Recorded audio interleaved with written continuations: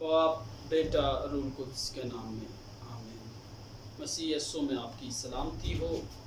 हमारे लिए आज की तिलावत रूत की किताब उसका पहला बाब और उसकी 11वीं आयत से 18वीं आयत तक। 11वीं आयत से यूँ शुरू होता है, नोमी ने कहा, ऐ मेरी बेटियों लौट जाओ, तुम मेरे साथ क्यों चलो? क्या मेरे रहम में और बेटे हैं जो तुम्हारे शोहर हों? ऐ मेरी बेटियों लौट जाओ, अपना रास्ता लो, क्योंकि मैं ज़्यादा बुढ़िया हूँ और शोहर करने के लायक नहीं।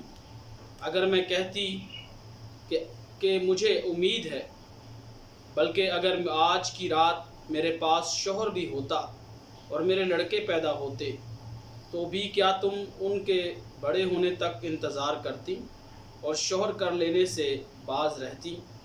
नहीं मेरी बेटियों, मैं तुम्हारे सबब से ज़्यादा दलगीर हूँ, इसलिए कि खुदावंद का हाथ मेरे खिलाफ बढ़ा हुआ है।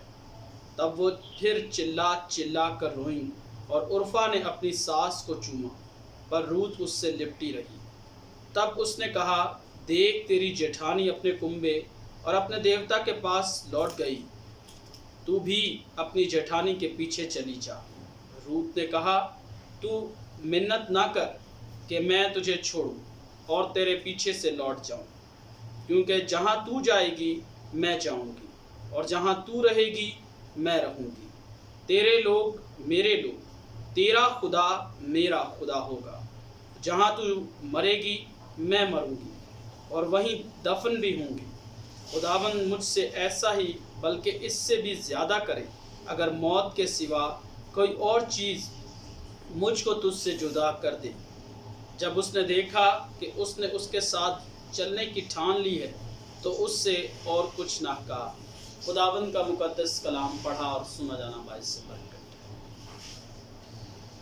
ये किताब काजियों के अदवार की किताब है और इस किताब में वफादारी के हवाले से बात की गई है। खुदा के साथ वफादारी और फिर शौहर और बीवी की वफादारी और ख़ानदान के साथ वफादारी।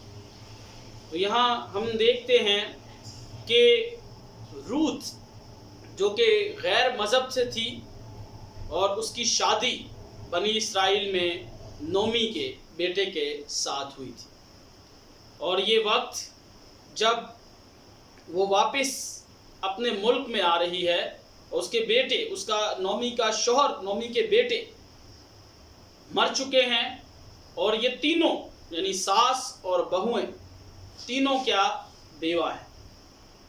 तो सास 11वीं आयत से जब हम देखते हैं 13वीं आयत तक, तो उसमें क्या है कि सास अपनी बहुओं को साथ लिए जा रही है, लेकिन वो उनसे अर्ज कर रही है कि तुम अपने मुल्क को, अपने देवताओं की तरफ, अपने घरानों में लौट जाओ, क्योंकि मेरे पास और बेटे नहीं हैं जिनसे तुम शादी करो। तो इसलिए सास का रवैया हम यहाँ देखते हैं कि माँ जैसा रवैया है। वो माँ की तरह अपनी बहुओं को ट्रीट कर रही है, उनके साथ सलूक, उसका रवैया माँ की तरह का है। और फिर हम यहाँ पर बहुओं का भी रवैया देखते हैं कि उनका रवैया बेटियों की तरह है। अपनी सास के साथ वो बेटियों की तरह पेश आ रहे हैं। 11वीं आयत से 13वीं आयत तक जब हम देखते हैं तो वो उनको जाने के लिए कह रही है। और फिर 14वीं आयत को जब हम देखते हैं तो लिखा है कि तब वो फिर चिल्ला चिल्ला कर रोई और उर्फा ने अपनी सास को चूमा, पर रूत उससे लिपटी रही। यहाँ हम देखते हैं कि उनकी मोहब्बत और जुदाई का गम, ये इतनी उनकी आपस में मोहब्बत है, माँ बेटी की तरह उनकी मोहब्बत है। और जब उर्फा उससे जुदा हो रही है और वो तीनों जो है वो चिल्ला चिल्ला कर रो रही हैं, उनको जुदाई का गम है कि हम जुदा हो रहे हैं। लेकिन रूत के हवाले से हम देखते हैं कि रूत, उसका शौहर नहीं है, शौहर की डेथ हो चुकी है, मर चुका है, लेकिन उसके बावजूद उसे वो अहद याद है जो उसने अपने शौहर के साथ बांधा। جو اس نے اپنے شوہر کے ساتھ شادی کے وقت، نکاح کے وقت جو عہد باندھا وہ اسے یاد ہے، اور وہ ابھی بھی اپنی بوڑھی ساس کے ساتھ لپٹی ہوئی ہے۔ اور پھر ہم دیکھتے ہیں کہ 15ویں آیت میں ہم دیکھتے ہیں کہ روت اس کو پھر کہہ رہی ہے کہ تب اس نے کہا، دیکھ تیری جیٹھانی اپنے کنبے اور اپنے دیوتا کے پاس لوٹ گئی، تو بھی اپنی جیٹھانی کے پیچھے چلی جا۔ یعنی وہ اسے دکھا رہی ہے کہ اس نے اپنا راستہ لے لیا ہے، تو بھی چلی جا۔ کچھ کام انسان دیکھا دیکھی کرتا ہے، ہم دیکھا دیکھی کرتے ہیں کہ جی فلاں کے ساتھ یہ ہو رہا ہے، یا وہ یہ کر رہا ہے یا کر رہی ہے، میں بھی یہ کروں۔ بہت سی بہویں وہ دوسری بہوؤں کا رویہ دیکھ کر اپنے سسرال والوں کے ساتھ اسی طرح کا رویہ، بہت سی ساس ہے وہ بھی ایسے ہی کہ اپنی دوسری ساتھیوں کو دیکھ کر، سہیلیوں کو دیکھ کر اپنی بہو کے ساتھ اسی طرح دیکھا دیکھی کا کام۔ لیکن ہم یہاں دیکھتے ہیں کہ روت نے، اس کی ساس نے کہا ہے کہ بھئی وہ چلی گئی ہے تیری جیٹھانی، تو بھی کیا کر، چلی جا۔ لیکن اس نے دیکھا دیکھی پر عمل نہیں کیا کہ میں دیکھ لیا کہ نہیں وہ چلی گئی ہے میں بھی چلی جاؤں، نہیں، بلکہ وہ کیا کہتی ہے، یہ جو خاص اس میں بات، جو خاص آیت ہم دیکھتے ہیں، جو اس کو دیکھیں تو یہاں کیا لکھا ہے 16ویں آیت میں، روت نے کہا تو منت نہ کر کہ میں تجھے چھوڑوں اور تیرے پیچھے سے لوٹ جاؤں، کیونکہ جہاں تو جائے گی میں جاؤں گی، اور جہاں تو رہے گی میں رہوں گی، تیرے لوگ میرے لوگ، تیرا خدا میرا خدا۔ تو یہاں پر روت کا ہم حلف دیکھتے ہیں، وہ حلف جو آج کلیسیاؤں میں ہم دیکھتے ہیں کہ نکاح کے وقت مرد اور عورت ایک دوسرے سے کرتے ہیں کہ خوشی غم میں تیرے ساتھ رہوں گا، رہوں گی، یعنی موت جب تک ہمیں جدا نہ کرے ہم جدا نہیں ہوں گے۔ تو صرف میاں بیوی کا جب نکاح ہو رہا ہوتا ہے، وہ ایک دوسرے کو قبول کر رہے ہوتے ہیں، تو صرف مرد اور عورت ہی ایک دوسرے کو قبول نہ کریں، بلکہ خاندان کو بھی قبول کرنے کی ضرورت ہے، ایک دوسرے کے خاندان کو بھی پورے طور پر ایکسیپٹ کرنے کی ضرورت ہے، کیونکہ یہاں روت نے یہی کیا۔ اس کا حلف ہم دیکھتے ہیں کہ وہ حلف لے رہی ہے، وہ کہہ رہی ہے کہ جہاں تو رہے گی میں وہاں رہوں گی، جہاں تو جائے گی میں وہیں جاؤں گی، تیرے لوگ میرے لوگ ہوں گے، اور تیرا خدا میرا خدا ہوگا۔ اسی طرح سے جب نکاح ہوتا ہے تو پورے طور پر قبولیت ہونی چاہیے، اس حلف کے دوران، اس اوتھ کے درمیان جو خدا کے سامنے، کلیسیا کے سامنے، پاسبانوں کے سامنے دو فریقین کرتے ہیں، اس میں صرف ایک دوسرے کو وہ ایکسیپٹ نہ کریں بلکہ ایک دوسرے کے گھرانے کو بھی ایکسیپٹ کرنے کی ضرورت ہے۔ جس طرح سے یہاں روت ہمیں نظر آ رہی ہے، جس طرح سے روت وفاداری کرتی ہوئی نظر آ رہی ہے، مسیحی بیٹیوں کو چاہیے، خاص طور پر بیٹیوں کو چاہیے کہ وہ اپنے شوہر کو ہی نہیں بلکہ اس کے خاندان کو بھی ایکسیپٹ کریں۔ اسی طرح سے شوہر کے لیے بھی ضروری ہے کہ وہ صرف بیوی کو ایکسیپٹ نہ کرے بلکہ خاندان کو بھی ایکسیپٹ کرے، اسے قبول کرے۔ اور لکھا ہے جہاں تو مرے گی میں مروں گی، وہیں دفن بھی ہوں گی، خداوند مجھ سے ایسا ہی بلکہ اس سے بھی زیادہ کرے اگر موت کے سوا کوئی اور چیز مجھ کو تجھ سے جدا کرے۔ تو کیا کہہ رہی ہے کہ مرنے تک کا میرا عہد ہے یہ۔ تو اسی طرح جو مسیحی نکاح ہے وہ بھی مرنے تک کا ہے کہ موت ہی صرف دو لوگوں کو جدا کر سکتی ہے، موت جو ہے وہ جدائی کا باعث بن سکتی ہے، لیکن کوئی طلاق، کوئی دوسری شادی مسیحی نکاح میں نہیں ہے، مسیحیت میں نہیں ہے، اور نہ کوئی جدائی کا کانسیپٹ ہے کہ کسی طرح سے بھی کسی اور وجہ سے دو میاں بیوی آپس میں جدا ہو جائے، کسی اور وجہ سے ان میں جدائی آ جائے۔ یہ خدا کا قانون نہیں ہے، بلکہ خدا کا قانون کیا ہے کہ ایک دوسرے کے ساتھ مل کر رہیں، ایک دوسرے کو ایکسیپٹ کریں، قبول کریں، اور نہ صرف ایک دوسرے کو بلکہ دونوں کے خاندانوں کو بھی ایک دوسرے کو قبول کرنے کی ضرورت ہے۔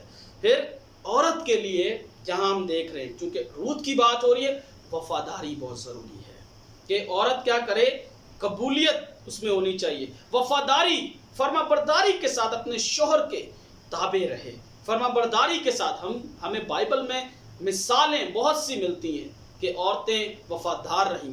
ابراہیم کی بیوی سارہ، ایمانداروں کی ماں کو ہم دیکھتے ہیں کہ وہ ابراہیم کو خداوند کہہ کر بلاتی، اس کے تابع رہتی تھی۔ اور پھر اس میں ہم اسی اوتھ میں، اسی عہد میں ہم دیکھتے ہیں کہ نمک حلالی ہمیں نظر آ رہی ہے، خیر خواہی نظر آ رہی کہ جہاں تو رہے گی میں رہوں گی۔ حالانکہ اس کا شوہر نہیں ہے لیکن اسے وہ عہد یاد ہے۔ اور پھر اس میں کیا ہے؟ بے لوث محبت ہمیں ملتی ہے کہ وہ بے لوث محبت کر رہی ہے۔ تو خداوند نے بھی اسے کیسا نام دیا؟ خدا نے اسے ایسا نام دیا کہ بادشاہوں کے بادشاہ ہمارے خداوند یسوع مسیح نجات دہندہ کے نسب نامے میں رود کا ذکر ہمیں نظر آتا ہے کہ خداوند یسوع مسیح انسانی طور پر جو داؤد کی اصل و نسل سے ہے، رود کی نسل سے ہے۔ تو خدا نے بھی اسے کیا کیا؟ ایسا نام دیا ہے کیونکہ اس نے کیا کی؟ فرما برداری کی ہے، تابعداری کی ہے۔ اس نے اپنے دیوتاؤں کو چھوڑ کر زندہ خدا کو مان لیا ہے۔ اگر ہم دیکھیں افسیوں کے نام خط کو دیکھیں، مقدس پولس رسول کا افسیوں کے نام خط، اور اس کی اگر ہم دیکھتے ہیں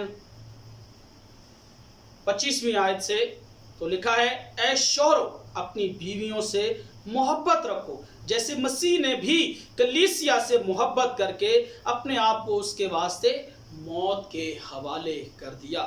تو ایسی محبت ایسی ہونی چاہیے کہ خداوند یسوع مسیح نے بھی کیا کیا؟ کلیسیا یعنی اپنی دلہن سے محبت کی اور اپنے آپ کو موت کے حوالے کر دیا، یعنی ایسا کہ محبت قربانی مانگتی ہے۔ تو بیوی کے ساتھ ایسی محبت ہو کہ بیوی کے ساتھ مل کر رہا جائے۔ بیوی کی ضروریات زندگی، بچوں کی ضروریات زندگی، یہ مرد کی ذمہ داری ہے کہ وہ اسے پورا کرے، محبت رکھے۔ اور پھر کیا کہتا ہے؟ اگر ہم اس کی 28ویں آیت کو دیکھیں تو لکھا ہے اسی طرح شوہروں کو لازم ہے کہ اپنی بیویوں سے اپنے بدن کی مانند محبت رکھیں۔ جو اپنی بیوی سے محبت رکھتا ہے وہ اپنے آپ سے محبت رکھتا ہے۔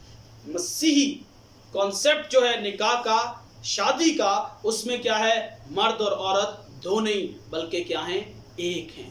تو اگر شوہر اپنی بیوی سے محبت رکھتا ہے تو وہ کسی اور سے نہیں، اپنے آپ سے محبت رکھتا ہے، اپنے آپ سے محبت کرتا ہے، اپنے بدن سے محبت کرتا ہے، کیونکہ کبھی کسی نے اپنے جسم سے دشمنی نہیں کی بلکہ اس کو پالتا اور پرورش کرتا ہے، جیسے کہ مسیح کلیسیا کو، اسی لیے کہ ہم اس کے بدن کے عضو ہیں، کیونکہ ہم کیا ہیں؟ اس کے بدن کے عضو ہیں۔ اسی طرح بیوی جو ہے وہ شوہر کے بدن کی کیا ہے؟ عضو ہے، وہی بدن ہے، خود شوہر کا ہی بدن ہے۔ اسی سبب سے آدمی ماں باپ سے جدا ہو کر بیوی کے ساتھ رہے گا اور وہ دونوں ایک جسم ہوں گے۔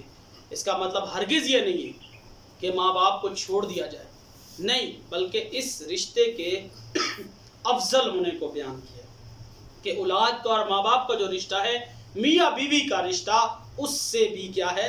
افضل ہے، اس سے بھی اتم رشتہ کیا ہے؟ یا پیار والا، محبت والا رشتہ کیا ہے؟ وہ میاں بیوی کا ہے۔ سو مسیحیوں، خدا کا کلام طلاق اور دوسری شادی کے خلاف ہے۔ وہ دوسری شادی کے بارے میں کوئی تعلیم نہیں دیتا کہ ہم دوسری شادی کریں، بلکہ وہ اس کی مخالفت کرتا ہے کہ ایک بیوی کے ہوتے ہوئے دوسری بیوی کی جائے یا ایک شوہر کے ہوتے ہوئے دوسرا شوہر کیا جائے۔ خدا کا کلام اس کی اجازت نہیں دیتا، بلکہ مسیحیت وفاداری کی پیروکار ہے، وفاداری کو پسند کرتی ہے۔ مسیحیت وفاداری، فرما برداری، تابعداری کو پسند کرتی ہے، تابعداری کی تعلیم دیتی ہے، اور محبت، سب سے افضل محبت کہ میاں بیوی ایک دوسرے سے محبت کریں، ایک دوسرے کو قبول کریں اور ایک دوسرے کے خاندان کو بھی قبول کریں، ایک دوسرے کی خاندان کو بھی قبول کرنے کی ضرورت۔ سو مسیحی بیٹیوں، چیلنج یہ ہے آج کا، بیٹوں، مسیحی بیٹوں، آپ کے لیے بھی چیلنج کیا ہے؟ چیلنج یہ ہے کہ ہم ایک دوسرے سے محبت کریں، کیونکہ یسوع نے محبت کا درس دیا۔ وہ اپنی کلیسیا کو، اپنی دلہن کو لینے کے لیے آ رہا ہے۔ سو ضرورت ہے کہ ہم شوہر بیوی سے محبت کریں، اس کے خاندان کو ایکسیپٹ کریں، اور بیویوں کے لیے بھی ضروری ہے کہ وہ محبت سے اپنے شوہر اور اس کے خاندان کو ایکسیپٹ کریں، قبول کریں، زندگی بسر کریں۔ خداوند کا نام ہماری زندگیوں سے عزت و جلال پائے۔ خداوند مجھے اور آپ سب کو اس کلام پر عمل پیرا ہونے کی توفیق دے، آمین۔